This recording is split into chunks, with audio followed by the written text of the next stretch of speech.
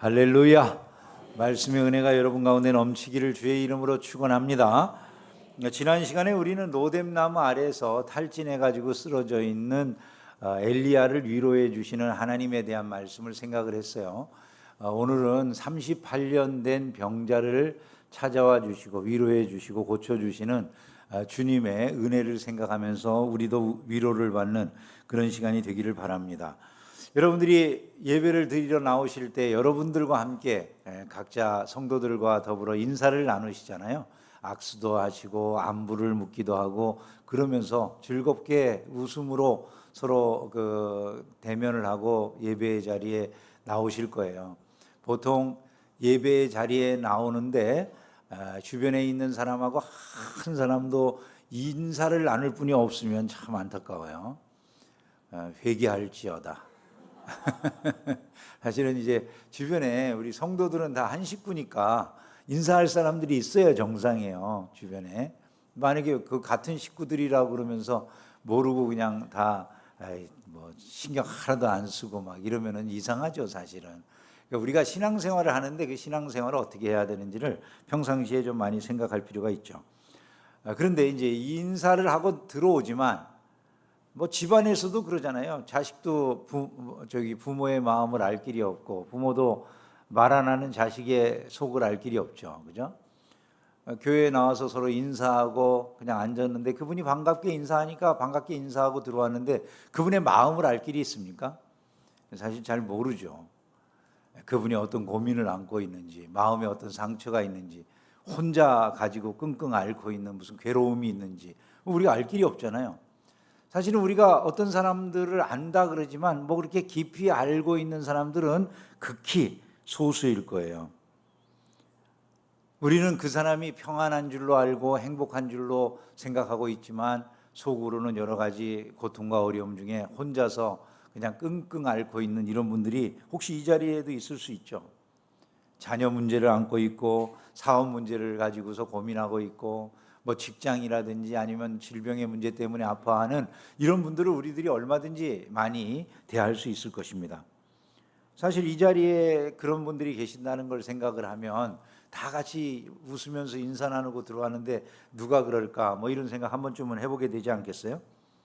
오늘 이 베데스다 목가에 있는 사람의 처지가 비슷하다고 여겨집니다. 이 사람은 예루살렘 양문곁 베데스다라고 하는 연못가에서 무려 38년 동안을 누워 있는 사람이에요. 38년이라고 하는 세월을 우리가 그냥 슥 지나갈 수 있거든요. 근데 38년이 얼마나 엄청난 시간인지 가늠해 보면 대단하잖아요. 어린 아이라고 하더라도 중년의 나이가 훌쩍 넘어가는 거고요.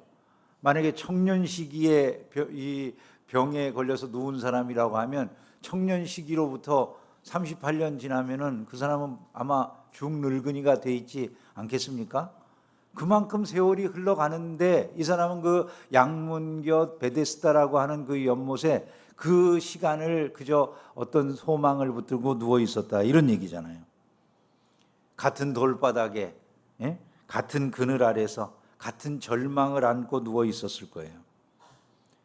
어떤 사람들은 지나다니면서 그 사람을 보기도 했을 거예요. 지나다니면서 본 사람들은 그 사람을 뭐 처음에는 눈여겨보다가도 늘 일상 38년을 그 자리에 있다면 그냥 마치 무슨 그 곳에 병풍과 같이 그냥 별로 그렇게 주목을 끌지 못하는 그런 대상으로 여기면서 지나다니지 않았을까 이런 생각도 하게 됩니다. 이 사람의 그 삶을 우리가 좀 추적해 가다 보면 거기에 주님의 큰 은혜가 우리에게 발견되는데 오늘 그것을 좀 살펴보려고 합니다. 먼저 이 사람이 있었던 곳을 생각해 보면 이 사람은 자비를 찾아볼 수 없었던 자비의 집에 있었어요. 이 사람이 머문 곳을 베데스다다 이렇게 말을 합니다. 베데스다라고 하는 말은 여러분들이 벳엘 그러면 벳이 집이고 엘이 하나님이니까 하나님의 집 이런 의미를 가지고 있다는 말 들어보셨죠, 그죠? 베데스다도 그 마찬가지예요. 벳이 집이에요. 그다음에 에스다라고 하는 요 부분은 헤세드를 아람어 표기로 해놓은 거예요. 그래서 베데스다는 헤세드의 집이에요. 은혜의 집, 자비의 집 이런 의미를 가지고 있는 거죠. 은혜의 집이라고 하는 이름을 가지고 있는 못가에 사람들이 모여 있었다는 거예요. 근데 은혜의 집이라고 하는 이름은 아주 좋은데 이곳에 진짜 은혜가 있었을까 생각하면 은혜가 있기가 쉽지 않았을 것 같아요.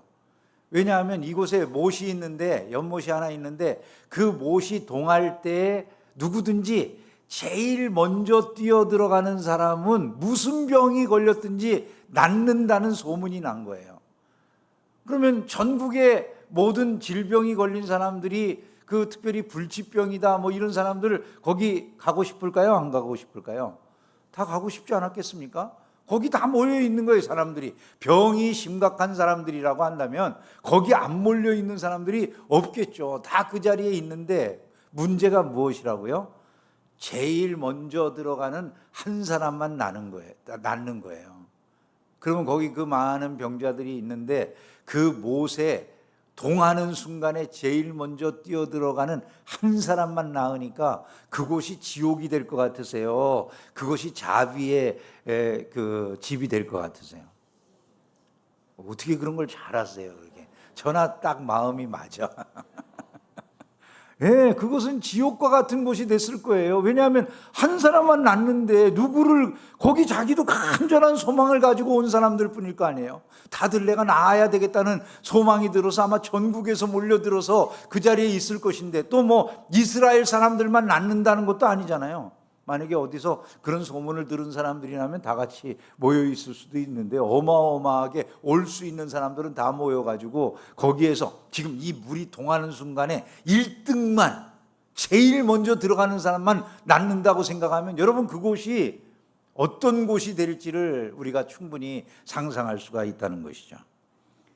이름은 자비의 집인데 과연 자비를 찾아볼 수 있는 곳일까?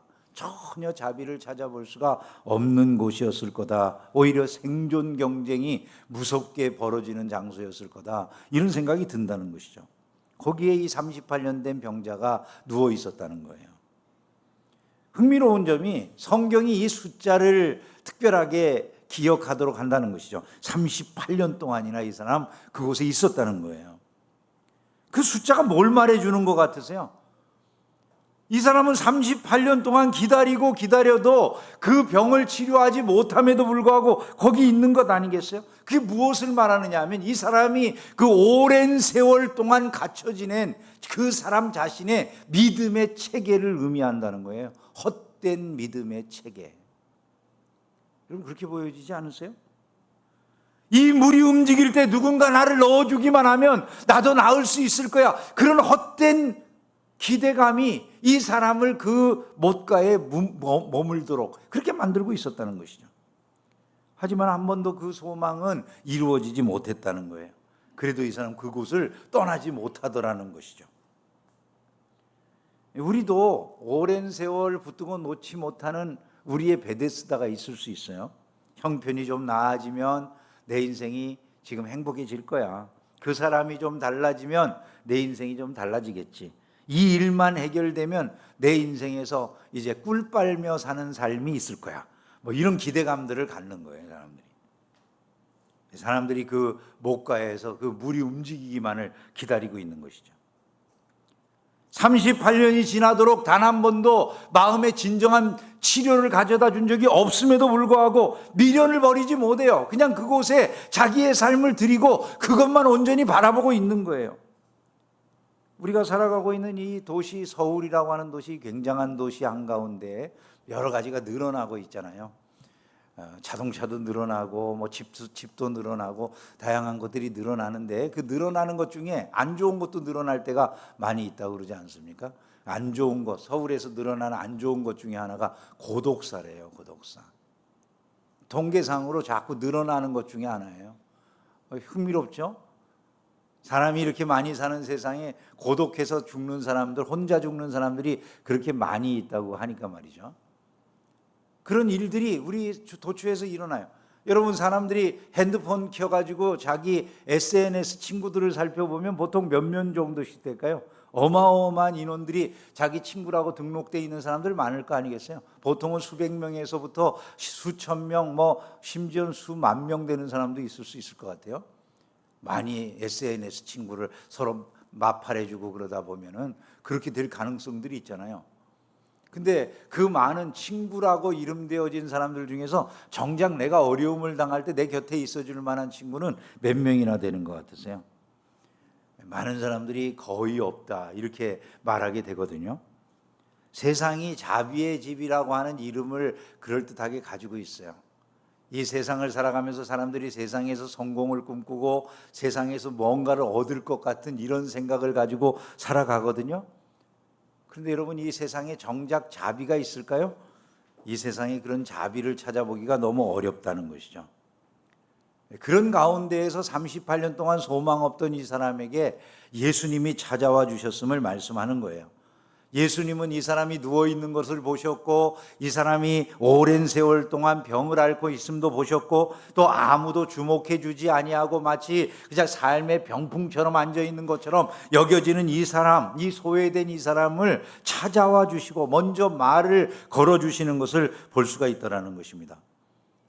우리가 여기에서 반드시 기억해야 될 사실이 이거예요. 믿음 생활에서 너무 중요한 부분인데, 이 사람이 먼저 예수님을 찾아가지 않았다는 겁니다.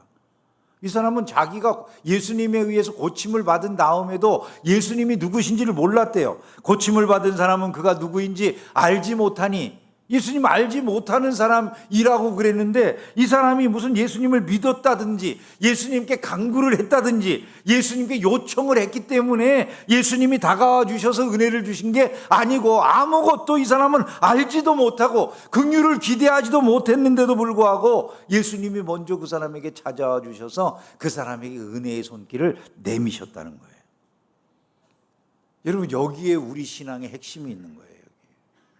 이것이 우리 신앙의 핵심을 보여준다는 거죠. 우리는 우리가 믿었다고 생각하기 쉽거든요. 근데 성경이 우리에게 가르쳐 주는 건 뭐냐면, 우리가 믿고 싶어서 따르고 싶어서 예수님을 부르고 또 찾고 묵상하고 해서 예수님이 우리 가운데 오신 게 아니라는 거예요. 우리는 그분을 찾을 능력도 힘도 없는 자들이지만, 그럼에도 불구하고 우리와 같은 죄인을 사랑하셔서 주님이 먼저 다가와 주신 것이다. 성경은 이렇게 말씀하고 있는 것이죠. 선악과를 따먹고 숨은 아담을 하나님이 찾으시는 거예요.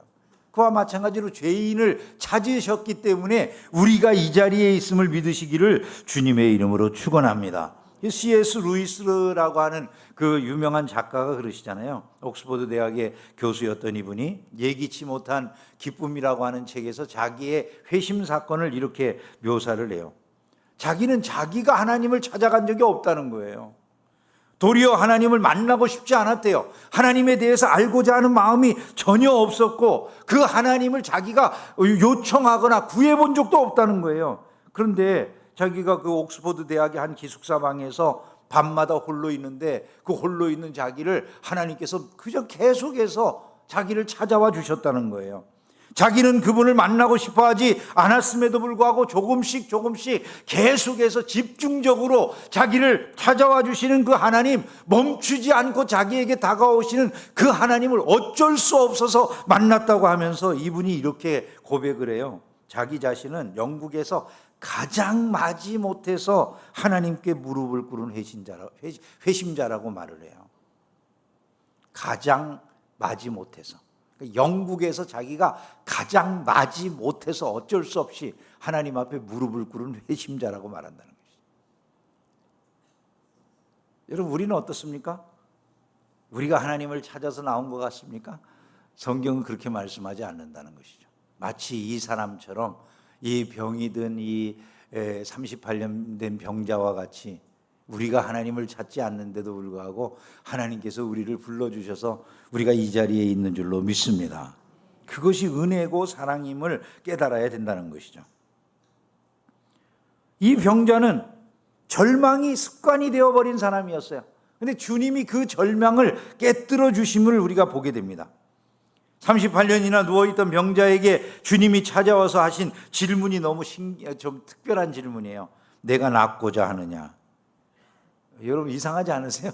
아니, 38년이나 병들어 누워있는 사람에게 보시고서 물어보는 게 얼마나 힘드세요도 아니고 세상에 네가 낫고자 하느냐? 이렇게 낳고 싶으십니까? 이렇게 물어본다면 그 사람이 얼마나 뜬금없는 질문을 받은 것입니까? 그죠?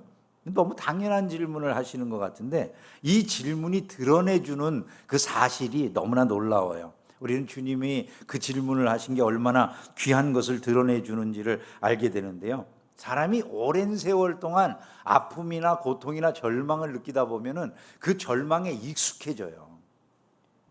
자기가 살고 있는 그 삶의 모습에 익숙해지는 경우들이 많이 있잖아요. 소설에 보면은 이런 소설이 있거든요. 디킨슨의 두 도시 이야기라고 하는 그런 그 소설이 있어요. 마네트 박사라고 하는 사람이 나오는데 이 마네트 박사라고 하는 사람은 자기가 억울하게 갑자기 프랑스의 한 바스티유 감옥이라는 곳에서 18년 동안 옥살이를 하게 돼요. 옥살이를 하면서 자기가 미쳐버릴 것 같은 거예요. 이 사람이 미쳐버리지 않기 위해서 자기가 스스로 그 미치지 않기 위해 끊임없이 구두를 갖다가 수선하는 일을 해요. 구두를 꿰매고 고치고 하는 그런 일을 그 어두운 감방 안에 앉아가지고 혼자 열심히 그걸 하는 거예요. 18년 동안이나 그걸 했어요. 이 사람이 18년 후에 풀려나가지고 영국으로 돌아왔습니다. 영국의 대저택에 아주 그냥 호화로운 침실에 너무나 좋은 것을 먹고 마시고 할 수 있는 그런 환경이 됐어요. 그리고 이 사람은 이제 아주 푹신한 침대에서 잠을 잘 수 있게 됐어요. 근데 이 사람이 어려운 일이 닥치거나 스트레스가 되는 일만 일어나면 갑자기 그 어두운 방 한 곳으로 구석으로 들어가는 거예요. 그리고 그 구석에서 뭐를 할까요? 구두를 꿰매고 있는 거죠. 계속 그걸 반복하는 거예요. 멍청하게 앉아가지고 마비 증상을 일으키는 거예요. 자기가 지금 자유를 얻었는데도 불구하고 그 예전에 자기를 절망시켰던 그 환경을 쉽게 벗어나지 못하는 것이죠. 38년 동안 이곳에 지금 병자로 누워있는 이 사람도 절망이 일종의 일상이 되어버린 것이죠.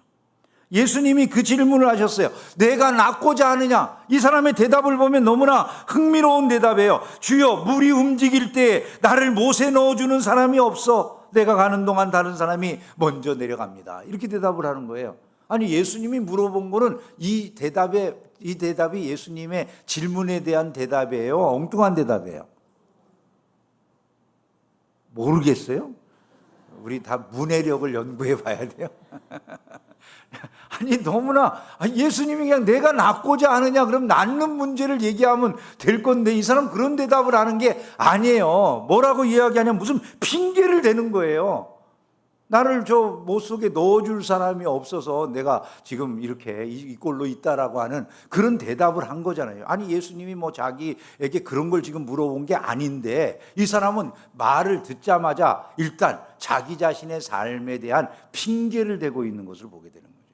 즉 그 삶에 이 사람은 익숙해져 버려서 자기가 낫느냐 안 낫느냐는 이제 다른 문제가 되고 누군가에게 이 책임이 있는 것처럼 돌리거나 하는 그런 모습으로 바뀌어져 있다는 것을 말하고 있는 거예요. 수많은 사람들이 그러잖아요. 어렵다 보면은 자기가 노력을 해서 상황을 개척해서 나올 생각을 하기보다는 뭐 사회의 책임이라든지 무슨 다른 사람의 책임이라든지 집안 책임이라든지 부모 책임이라든지 다 그렇게 생각을 하면서 자기 자신을 이렇게 합리화한다고 그러죠. 그런 식으로 이 사람이 바뀌어져 있는 거예요. 그건 이걸 뭐를 말합니까? 이 사람은 이제는 그곳에 들어갈 가능성이 제로라는 얘기인 거예요. 이 사람이요. 말은 그렇게 하고 있지만 거기에 들어갈 것이 불가능한 상태가 되었다. 이 모든 것은 그저 핑계고 이제는 모든 게 불가능해요 라고 하는 절망이 일종의 이 사람의 습관과 같이 굳어버린 그 모습을 보여주고 있다는 거예요. 흥미로운 점은 이겁니다. 흥미로운 점은 그럼에도 불구하고 여전히 그 소망이 없는 곳에 소망을 두고 산다는 거예요. 자기가 거기 들어갈 가능성이 없어요. 자기도 이제 그럴 수 있는 일이 없다는 걸 스스로도 사실은 알아요. 그런데 그거밖에는 소망이 없다고 생각하고 사는 거예요. 세상을 한번 살펴보세요. 여러분 주변을. 세상에 모두가 다 자신만을 위해서 살라고 가르치지 않습니까? 너를 중심으로 살아야 돼. 네가 제일 중요해. 이게 세상의 교훈 아니에요? 그런 세상의 교훈을 배우고 그걸 실천하면서 살던 사람이 누군가를 위해서 살아간다고요? 자기도 늘 자기만을 위해서 살아야 된다고. 사실 나도 제일 먼저 뛰어들라고 그 자리에 있는 거 아니에요, 결국은요? 누가 나를 그곳에 집어넣어 주기를 바란다는 것입니까? 세상에서 전혀 찾을 수 없는 일을 기대하고 살아간다는 것이죠. 여러분, 이게 우리가 살고 있는 세상의 안타까운 모습을 대변하고 있는 것 같지 않으세요? 세상만 바라보는 사람에게 더 안타까운 부분이 한 가지 있어요. 그게 뭐냐면 자기 눈앞에 이 모든 문제를 해결해 주실 수 있는 전능자가 와 계셔도 그분을 볼 눈이 없다는 거예요. 자기 눈앞에 다가와 계셔도. 여러분, 이게 바로 인간의 전적 타락이고 인간의 전적 불가능이다라고 하는 것을 우리가 알아야 된다는 것이죠. 바로 이 사람과 같은 모습이 모든 인생들의 모습이었다는 거예요. 자기 곁에 오직 유일한 출구, 오직 유일한 문, 오직 유일한 생명의 길, 오직 유일한 구원이 되시는 분이 와 있어도 그걸 보지 못해요. 우리는 우리 스스로가 예수님을 찾아서 발견할 수 있었던 것처럼 생각하지만 그럴 수 있었던 사람들이 아니라는 것이죠. 오늘 우리가 이 자리에 있는 것은 그러므로 기적 중에 기적이라는 것을 잊지 않기를 주님의 이름으로 축원합니다. 주님이 여러분들을 사랑하신 것을 믿으시기를 주의 이름으로 축원합니다. 그런 자리에 예수님이 찾아와 주셔서 은혜를 베풀어 주시는 것이죠. 은혜를 베풀어 주시는. 한 말씀 하셔요. 일어나 내 자리를 들고 걸어가라. 그렇게 말씀해 주셨어요. 흥미로운 사실이 이겁니다. 여기 참 성경은 하나하나 우리가 조심스럽게 읽어보면 너무 흥미진진하다라는 생각이 드는데 나만 그런 것 같아서 아주 그냥 속이 많이 상할 때가 있어. 이 성경을 읽으면서 이 흥미진진함이 좀 같이 느껴져야 되는데, 자, 한번 생각을 해보세요, 여러분. 이 사람은 평생 뭘 바라고 살았어요? 38년 동안. 누군가 자기를 그 못 속에 넣어주기를 바라고 사는 거 아니에요? 그죠? 그럼 예수님이 이 사람에게 다가와 주셔서 이 사람의 소원에 응답하신다면 어떻게 해주시면 돼요? 이 사람 거기 물에다가 넣어주시면 되잖아요. 근데 예수님이 이 사람을 그 물에 넣어주십니까? 안 넣어주셔요. 여러분, 이게 뭐를 의미하는 것 같으세요? 이 사람의 평생 38년 동안 그렇게 소망하고 꿈꾸고 바라고 노력하고 애썼던 모든 것들이 다 사실은 헛된 것이었다라고 하는 것을 말씀하고 있다는 것이죠.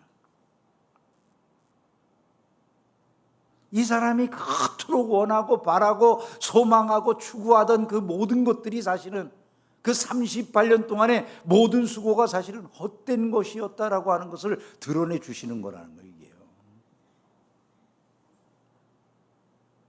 우리는 인생을 살아가면서 인간적인 수단들을 최대한 동원하면서 우리는 그 인간적인 수단들이 우리를 살려줘서 돈을 벌거나 아니면 인기를 얻거나 세상에서 어떤 지위를 얻거나 그렇게 되고 싶어하는 마음으로 가득 차 있어요. 근데 그것들이 우리의 삶의 우상이 되는 경우들이 있어요.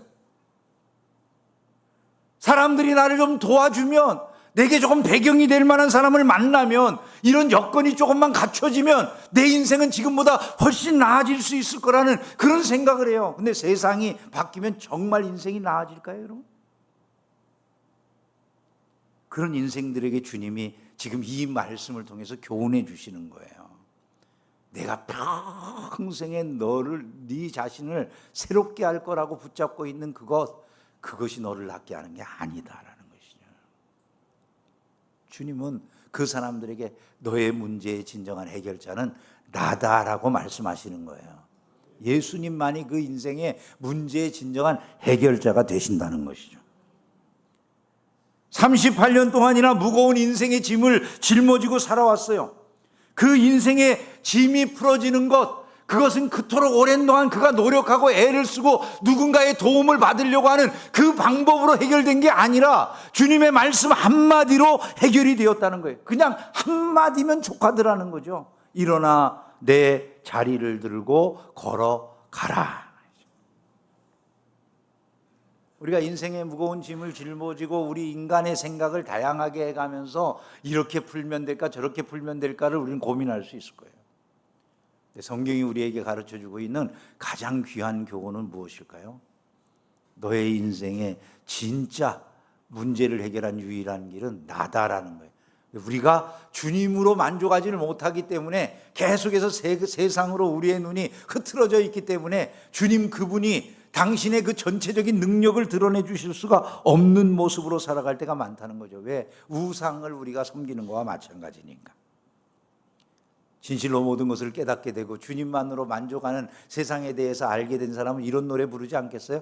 무화과 나무 잎이 마르고 포도 열매가 없으며 감람나무 열매 그치고 논밭에 식물이 없어도 우리의 양떼가 없으며 외양간 송아지 없어도 난 여호와로 즐거워하리 난 여호와로 즐거워하리 난 구원의 하나님을 인해 할렐루야. 진실로 그러기를 주의 이름으로 축원합니다. 그것이 주님이 우리를 끌고 가시는 길이라는 거예요, 여러분. 오늘 우리 모두에게 주님의 소리가 이미 들려진 분도 있겠죠. 우리 중에서 일어나 내 자리를 들고 걸어가라 그 소리를 듣고 이미 믿음의 자리에 나와서 주님으로 만족하고 주님으로 행복하고 주님으로 승리하는 이런 성도들도 있을 거예요. 그러나 아직 그렇지 못한다고 해도 낙심할 게 없어요. 결국 이 사람이 진짜 그 힘을 갖게 된 것, 일어나 걸어갈 수 있었던 것, 이 사람의 노력으로, 이 사람의 믿음으로 그렇게 된 거 아니에요, 사실은요. 한번 생각을 해보세요. 이 사람이 스스로의 힘으로 그 일을 해냅니까? 아니 어떻게 38년 동안이나 굳어있던 몸이 갑자기 일어나 내 자리를 들고 걸어가라 하니까 그냥 그 사람이 일어나가지고 스스로 믿음으로 그걸 들고 걸어갈 수가 있냐는 거죠. 아니 우리가 조금만 다리에 기부스하고 팔에 기부스만 해도 이게 풀어질 때는 한 1개월 2개월만 기부스를 해도 이거 물리치료 받고 그래야 되잖아요, 그죠? 운동도 새로 해야 되고. 근데 38년 동안 굳어있던 사람이 갑자기 멀쩡하게 짐을 이거 메고 간다고요? 주님이 힘을 주셨기 때문인 줄로 믿습니다. 일어나 걸으라 할 때 그 힘도 주셨으니까 그렇기 때문에 기적이라고 하는 거예요. 그냥 치유가 아니라는 것이죠. 주님의 말씀이 우리에게 주어지면 바로 그런 역사가 지금도 일어날 수 있는 줄로 믿습니다. 오랜 옛날 얘기를 안다면 우리가 성경을 뭐 때문에 따르겠어요? 오늘도 동일하시기 때문에 우리에게 이 말씀을 해주신다면 인생의 변화는 그 순간에 일어나는 줄로 믿습니다. 그러므로 우리에게 주님을 바라보는 열정이 있으면 되는 거예요. 그분이 우리에게 역사하시는 그 순간까지 기다리면 되는 것이죠. 주의 말씀이 오늘 우리 모두에게 들려지는 시간이 되기를 주의 이름으로 축원합니다.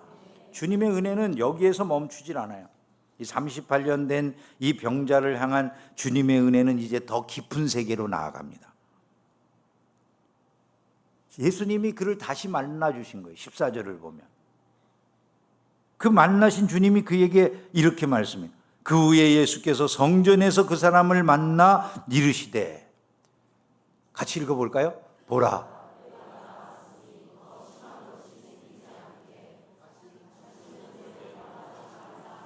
뭐를 범하지 말라고요? 죄를. 근데 그러면 이 사람의 지금 현재의 문제가 뭐 때문이었다는 겁니까? 죄 때문이다. 여러분, 우리 인생에 우리도 모르는 사이에 사실 우리가 평생 주님을 의지합니다라고 말하지만 실제 우리가 손을 내밀고 의지하는 게 주님일까요? 우상일까요? 이것을 심각하게 항상 고민을 해야 되는 것이죠. 주님은 우리에게 내 손에 있는 것을 좀 놓아라 이러실 거예요. 근원적인 치유는 어디에서 일어나는지를 보여주시는 거죠. 그리고 주님이 저는 이 명령을 하신 게 기가 막히다고 생각이 돼요. 일어나 내 자리를 들고 걸어가라 하신 거예요. 여러분, 이 자리가 뭐를 말할까요? 이 사람 누워있던 곳이잖아요. 절망의 자리 아니겠어요, 그게? 이 사람 고통당하던 자리 아니겠습니까? 이 사람이 끊임없이 절망하던 자리 아니겠어요? 남들 보고 부러워하고 수치심을 느끼던 그런 모습의 자리가 아니겠습니까? 다른 사람들을 보고 부러워하고 낙담하던 그런 자리 아닐까요? 주님이 일어나 내 자리를 들고 걸어가라고 그러시는 거예요. 아니 그걸 굳이 메고 갈 이유가 뭐가 있을까 이런 생각이 들어요. 근데 제가 이 말씀을 보면서 생각해 보니까 이런 것 같아요. 이제 너는 다시는 이 뒷자리로 돌아갈 수 없다는 거예요. 너의 인생은 달라졌다는 거죠. 주님이 내 인생은 이제 절대로 뒤로 돌이킬 수 있는 인생이 아니야. 앞을 바라보고 살아가면 되는 거야. 이렇게 주님이 가르쳐 주시는 것 같아요. 우리가 흥미로운 것은요, 예수 믿고 예수 믿는 게 인생의 최고의 축복입니다. 이렇게 고백해 놓은 다음에도 끊임없이 세상의 일들을 돌아보면서 부러워하고 그리워하고 그런 적은 없습니까, 여러분? 여러분 어떤 것 같으세요? 우리 이런 것들을 점검해 봐야 될 줄로 믿습니다. 이 사람을 통해서 주님이 우리에게 도전해 주시는 것은 너무나도 선명하고 분명하다고 보여지는 거예요. 너희는 이제 뒤로 돌아갈 길은 없다라는 것이죠. 오직 주님의 말씀을 붙잡고 새 길을 향해 나아가는 믿음의 용사들이 다 되시기를 주의 이름으로 축원합니다. 말씀을 맺겠습니다. 우리 각자에게는 저마다의 베데스다 연못이라는 게 있었을 거예요. 오랜 세월 그 자리에 누워 있으면서 무언가 움직이기만을 기다린 시간들도 있었을 것입니다. 그러나 오늘 우리 가운데 주님이 은혜를 베풀어 주셔서 오늘 우리가 이 자리에 있는 줄로 믿습니다.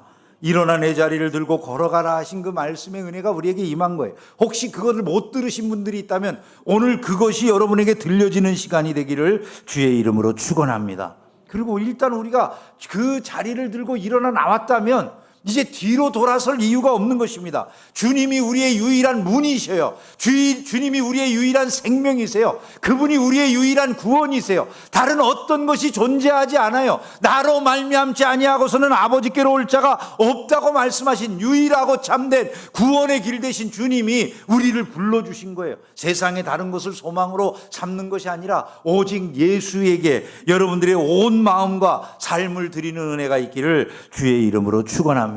그러므로 주변을 돌아보면서 사람 탓하지 할 것이 없는 것입니다. 환경을 탓할 이유가 없는 것입니다. 내 자신의 과거의 절망이라고 하는 것, 예수 그리스도의 말씀 한마디면 충분히 해결될 수 있는 그런 문제라고 하는 걸 내가 인정해 놓고도 여전히 내 과거에 발목 잡히고 절망에 발목 잡혀서 여기에 내가 머물 것처럼 그렇게 생각하면 안 된다는 것이죠. 여러분들이 오히려 다리에 힘을 내서 주님을 바라보며 일어나는 은혜가 있기를 주의 이름으로 축원합니다. 그리고 그 실패의 자리로 돌아가지 마세요. 그것을 바라볼 것이 없어요. 그 자리를 그리워할 이유가 없다는 것이죠. 오직 예수, 그분이 우리의 유일한 소망임을 기억하면서 그분의 영광을 드러내기를 위해 내 삶을 드리며 담대하게 여러분들이 걸어나가실 때 주께서 주시는 풍성한 복이 여러분의 일상에 임할 줄로 믿습니다.